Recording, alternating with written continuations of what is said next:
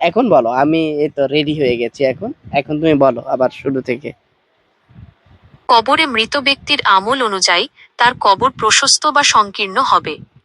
ভালো আমল করলে কবর জান্নাতের বাগানের মতো প্রশস্ত ও আলোকময় হবে, আর খারাপ আমল করলে কবর সংকীর্ণ ও অন্ধকার হবে, যেখানে বিভিন্ন কষ্টদায়ক প্রাণী ও পোকামাকড় থাকবে।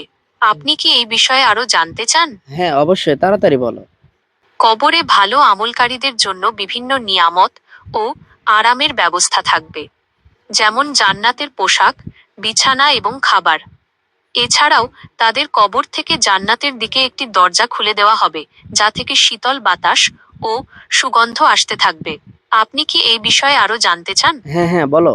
কবরে খারাপ আমলকারীদের জন্য বিভিন্ন আযাব ও শাস্তির ব্যবস্থা থাকবে, যেমন সাপ ও বিচ্ছু তাদের কামড়াতে থাকবে, এবং তাদের কবর থেকে জাহান্নামের দিকে একটি দরজা খুলে দেওয়া হবে, যা থেকে গরম বাতাস ও ধোঁয়া আসতে থাকবে।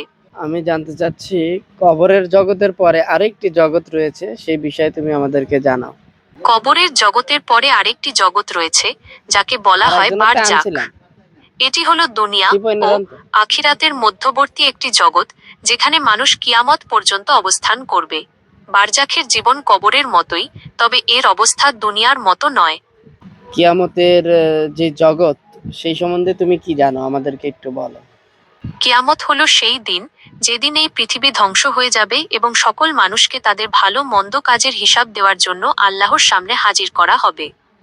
এই দিনে যারা ভালো কাজ করেছে তারা জান্নাতে যাবে, আর যারা খারাপ কাজ করেছে তারা জাহান্নামে নিক্ষিপ্ত হবে। আপনি কি এই বিষয়ে আরো জানতে চান? আমি জানতে চাচ্ছি যে হাসরের যে একটা ময়দান, সেটি কোন জায়গায় হবে? হাসরের ময়দান হবে এই পৃথিবীর উপরেই, তবে তা আজকের মতো থাকবে না। এই পৃথিবী সেদিন সমতল ভূমিতে পরিণত হবে, যেখানে সকল মানুষ আল্লাহর সামনে হিসাব দেওয়ার জন্য সমবেত হবে। আপনি কি এই বিষয়ে আরো জানতে চান? আমি জানতে চাচ্ছিলাম, এই পৃথিবীর মধ্যে যে আহ, হাসরের ময়দান হবে, এখানে আল্লাহর একটি আসন বসবে, সেই জায়গাটা কোন জায়গায় বর্তমান সময়কাল অনুযায়ী বলতে পারবা? কুরআন ও হাদিসে হাসরের ময়দানের নির্দিষ্ট কোনো স্থানের কথা বলা হয়নি। তবে কিছু হাদিসে বলা হয়েছে হাসরের ময়দান সিরিয়ার কাছাকাছি কোনো স্থানে হতে পারে। তবে রাইট। নিশ্চিতভাবে আল্লাহ তাআলাই ভালো জানেন। ঠিক। আপনি কি এই ভেরি গুড। বিষয়ে আরো কিছু জানতে চান? হ্যাঁ, আমি জানতে চাচ্ছিলাম যে কোন মানুষগুলো জাহান্নামে যাবে, কোন মানুষগুলো জান্নাতে যাবে, এর কোনো তোমার কাছে কোনো দলিল আছে কিনা? যে কোন কাজ করলে মানুষ জাহান্নামে যাবে আর কোন কাজ করলে জান্নাতে যাবে, আমাদের দর্শক বন্ধুদেরকে একটু জানিয়ে দাও। ইসলামী বিশ্বাস অনুসারে যারা আল্লাহর প্রতি বিশ্বাস স্থাপন করে, সৎ কাজ করে এবং মন্দ কাজ থেকে বিরত থাকে, তারা জান্নাতে যাবে। আর যারা আল্লাহর প্রতি অবিশ্বাসী, মন্দ কাজ করে এবং অন্যকে কষ্ট দেয়, তারা জাহান্নামে যাবে। এ বিষয়ে আরো জানতে চাইলে আমাকে জিজ্ঞাসা করতে পারেন। আমি বলছি, বর্তমানে যে মেয়েরা তোমার টিকটক, ফেসবুকে ভিডিও, ইউটিউবের ভিডিও বানানোর জন্য বেপরদা হয়ে ঘুরে, তাদের জন্য তুমি কি উপদেশ দিতে চাও? ইসলামে নারীদের শালীন পোশাক পরার কথা বলা হয়েছে।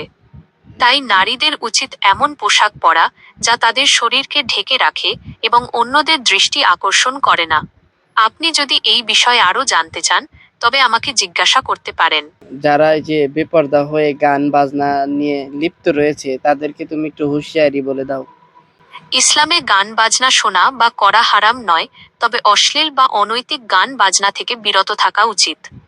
নারীদের উচিত এমন গান বাজনা থেকে দূরে থাকা যা তাদের শালীনতা ও নৈতিকতাকে ক্ষুণ্ণ করে। আপনি যদি এই বিষয়ে আরো জানতে চান, তবে আমাকে জিজ্ঞাসা করতে পারেন।